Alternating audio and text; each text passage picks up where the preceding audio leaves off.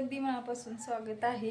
तर आज आहे रंगपंचमी। तर शंभू तर गेला खेळायला रंग बघा, सकाळपासून चालू आहे। तरी वेळ झाला त्याला, उठला पण उशीर आणि दुकानात पण गेलता त्यामुळं। आणि देवाला पण म्हणजे रंगाचं ही केले, कारण पहिला देवाला टाकायचा असतो रंग आणि आपण मग परत खेळायचं म्हणून शंभून आणलेले मी देवाला म्हणजे ही केलं, देवपूजा करून रंग टाकला। आणि आज आहे बेत इडलीचा, काल बारीक करून ठेवलेलं तुम्हाला सांगितलंच, बघितलंच तुम्ही। आणि तर एक भांडं झालेलं आहे इडलीचं। तर आज आहे श्रावूला सुट्टी, त्याच्यामुळं श्रावूला छोटे छोटे कपडे धुतलेत। तर इकडं बघा इडल्या एवढ्या झालेत। तर शंभू खाऊन गेला नाश्ता आणि श्रावूनं पण खाल्ले। तर या सगळे तुम्ही पण खायला। तर इकडं दुसरं बॅटर घेतलंय मी। तर हे मीठ वगैरे टाकले नाही टाकले। तर या सगळे तुम्ही पण नाश्ता करायचा, तर तुम्हाला चटणी वगैरे पण दाखवते। तर आज लिखाण वगैरे करायचं आहे बघा। तर म्हणलं पटकन आवरावं, तर आज नाश्ता भरपूर दिवस झालं खायची होती इडली, तर चला म्हणलं केल्याशिवाय तर आपल्याला खायला कुठनं भेटणार। तर करायचा घाट घातलाय आणि मीटिंग पण आहे आमची, लिखाण पण आहे। तर त्यामुळे सगळंच काम आहे। कपडे धुतले श्रावून, थोडीशी भट्टी आहे। तर आता बघू धुवायची, आत्या करू लागतात मदत, त्यामुळे एवढं काय विषय नाही। आणि लिखाण आहे, परत काय पण अचानक असतेच काम, त्याच्यासाठी जायला लागतं, लगेच कोणाला बोलवलं तर। अजून काहीतरी डाळीची आमटी आहे, तर त्याच्याबरोबर मग भाकरी वगैरे तर करायच लागते। नुसतं इडलीवर नाश्त्यावर आमचं चालत नाही। तर गरम जास्त व्हायला लागले बघा, उन्हाळा म्हणजे जास्त वाढायला लागले आता। असं सकाळीचं पण इतकं गरम होते दिवस।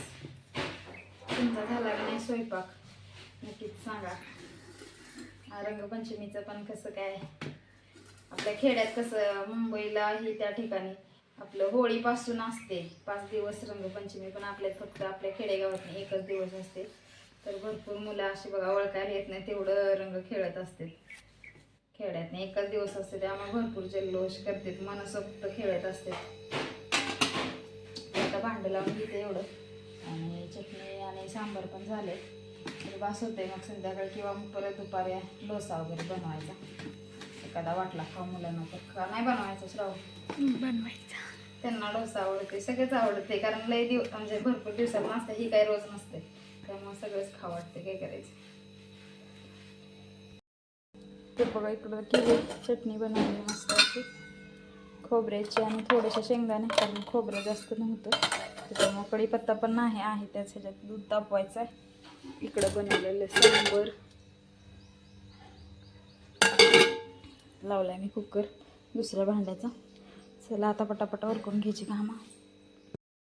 तर बघा इकडं आलोय मम्मीच्या तिकडं, तर शाबूच्या काय म्हणते त्याला, आपलं काय ग काटे शेव, खरुड म्हणते ते करायला। त्याचं एक पण मी दाखडा येणं झालाय, काहीतरी अजून नुसते खाले, पण आता करायचं लागणार आहे म्हणून असंच करायला लागले। मम्मीकडे आलती तर मम्मी करायला शाबू, तर बघा मस्त अशी गाई वगैरे पुढून दाखवू जा।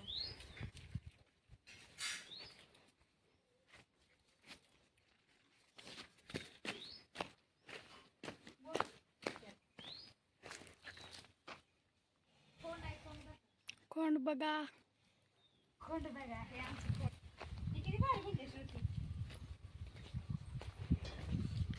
ती दाखव सोपं असं फक्त टाकते ते दाखव। शाबूचं मम्मी केलेलं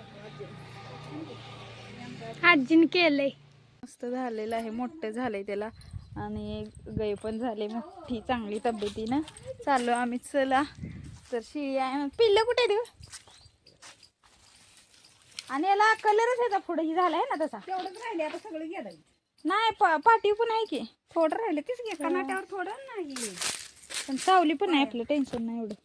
तरी बघा इथं गाई पण आहे मस्त अशी, इथं उठ उठ शाव उठ, कुठं मारते ना ती कुठंही तिला लय भीती वाटते, भिकडे पुरी आहे आमची, भिकडे मारते गाई।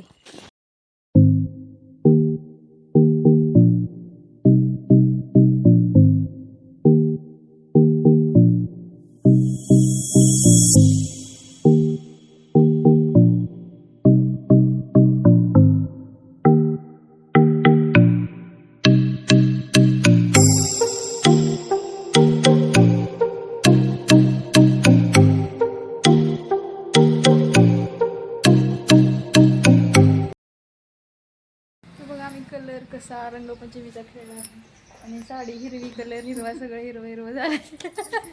इकडे इकडे इकडे जरा जोगं कलर लावायले लावते तुमच्या रंजनाताईला.